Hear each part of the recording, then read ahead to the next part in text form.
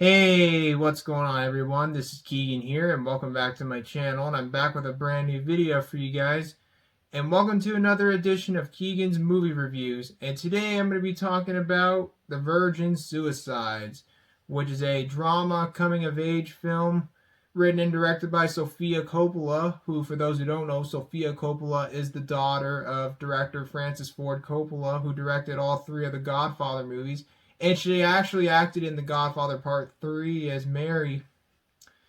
And The Virgin Suicides is an adaptation of Jeffrey Eugenides' 1993 novel of the same name.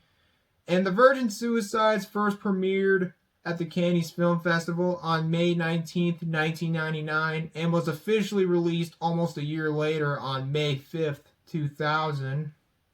And this movie was actually filmed in Toronto, believe it or not.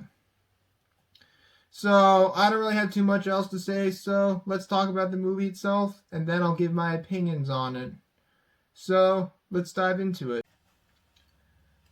So, the story for The Virgin Suicides follows a group of young men in the mid-1970s somewhere in Detroit, and their lives are forever changed when they become obsessed with the Lisbon sisters, who are the 5 daughters of Mr. and Mrs. Lisbon, which Mr. Lisbon is played by James Woods, and Mrs. Lisbon is played by Kathleen Turner. And the 5 sisters are named Lux, Cecilia, Mary, Therese, and Bonnie, which Lux Lisbon is played by Kirsten Dunst.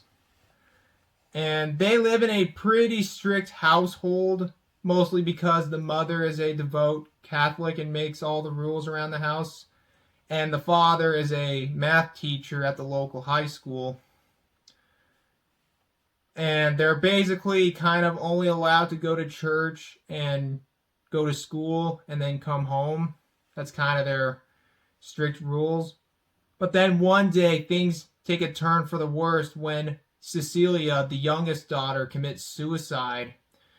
And then the rules become more stricter because the parents are worried about the remaining 4 girls' mental state, and they fear that they'll do what Cecilia did, commit suicide.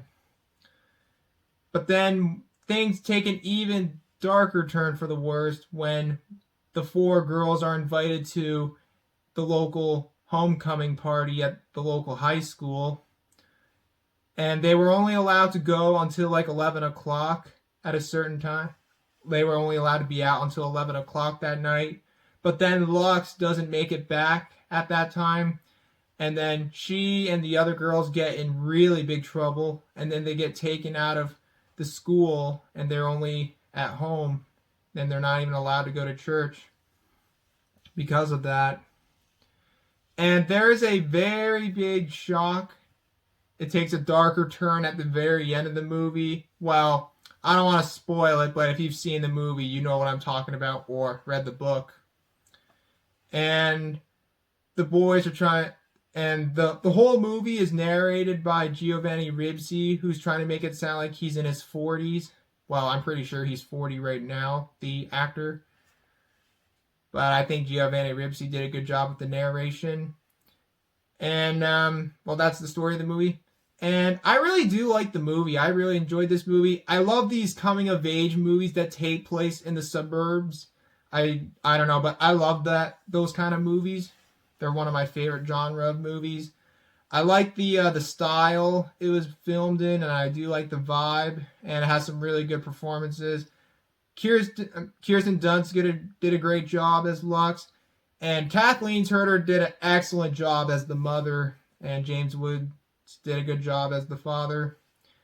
And Josh Hartnett did a good job in it too. He played as the character Trip, who brings the girls to the homecoming party in the movie. And Sofia Coppola did a great job directing this movie. And keep in mind, this was actually her directorial debut. And then years later, she would go on to direct movies like Lost in Translation, which I'll probably do a review on one day. And then she later directed Marie Antoinette, Somewhere, and the remake of The Beguiled from 2017. And recently directed On the Rocks, which I haven't seen yet. But I really enjoyed this movie, and I think the movie did a really good job at a really good adaptation of the book, which I have read the book, and the book is great. And I've actually watched this movie twice. The first time I watched it, I didn't read the book at the time. And then the second time I watched it, which was probably back in January when I watched it, I finished reading the book then.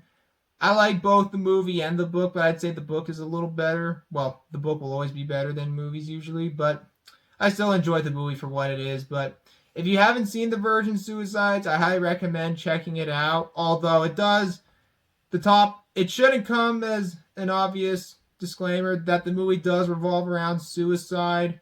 And I just want to say, if you're going through a tough time, suicide is never the answer. Tell somebody how you feel, or call the National Suicide Prevention Hotline. Just don't ever take your own life. Your life has a lot of value. But yeah. But I don't really have too much else to say about this movie, other than I really enjoyed it. And it's Sofia Coppola did a good job directing it. And I'm going to give The Virgin Suicides a 7.5 out of 10. And that's going to be it for this review. Sorry if this review kind of seemed a little half-assed. I kind of rushed to get this review done, but whatever. But I hope you guys enjoyed this review. If you guys did, please leave a like, please leave a comment below, and subscribe for more videos like this. And feel free to follow me on Instagram. If you would like to check out my last review, which was on Coming to America and Coming to America, the link to that is in the description down below. My next review will be on True Romance, and that review will be coming out soon. So in the meantime, thanks again for watching. I hope you guys have a great day. And until next time, this is Keagan Shepherd signing off. Thanks for watching, and I will see you guys in the next video.